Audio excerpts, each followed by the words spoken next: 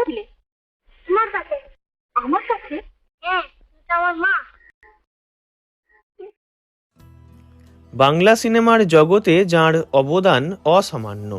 একটা সময় বাণিজ্যিক ছবিকে যিনি প্রায় একাই কাঁধে করে বয়ে নিয়ে গিয়েছিলেন।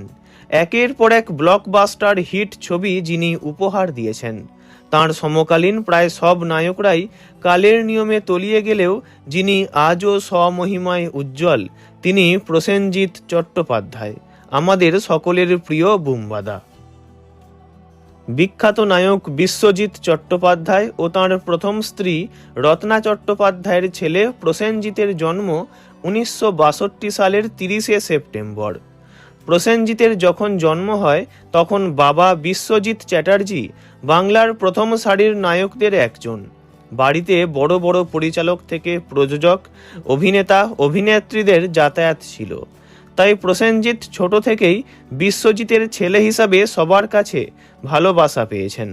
ছোট্ট বুম্বা এতটাই মিষ্টি দেখতে ছিল যে উত্তম কুমার থেকে সৌমিত্র চ্যাটার্জি কেউই তাকে আদর না করে থাকতে পারতেন না।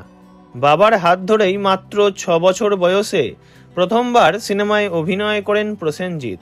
ছবির নাম ছিল ছোট্ট জিজ্ঞাসা, তাঁর চরিত্রের নাম ছিল বুম্বা। পরিচালক ছিলেন ঋষিকেশ মুখার্জি।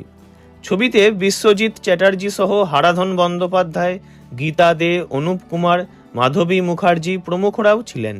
পরিচালক ঋষিকেশ মুখার্জি যখন ছবিটির জন্য একজন দক্ষ শিশু অভিনেতাকে খুঁজছিলেন তখন বিশ্বজিৎই ছোট্ট বুম্বাকে নিতে বলেন। অভিনয় করার তেমন অভ্যাস না থাকলেও প্রথম ছবিতেই ছোট্ট বুম্বার অভিনয় তাক লাগিয়ে দিয়েছিল পরিচালককেও। এমনকি অভিনয়ের জন্য BFJA অ্যাওয়ার্ডও পেয়েছিলেন তিনি। তো চলুন সিনেমার একটু অংশ আমরা দেখে নিই। সেটা পড়াইনি, আজকে শুধু রিহার্সাল হয়েছে, কিচ্ছু মনে থাকে না। বলিনি ভালো মন্দ খেয়েছে। এই ছবিটির পর 1969 সালে তরুণ মজুমদারের রাহাগীর নামে একটি হিন্দি ছবিতে শিশু অভিনেতা হয়ে কাজ করেন প্রসেনজিৎ। এরপর রক্ত তিলক, ধনরাজ তামাং, দুই পৃথিবী, পক্ষীরাজ, প্রতিশোধ ইত্যাদি ছবিতে অভিনয় করেছেন।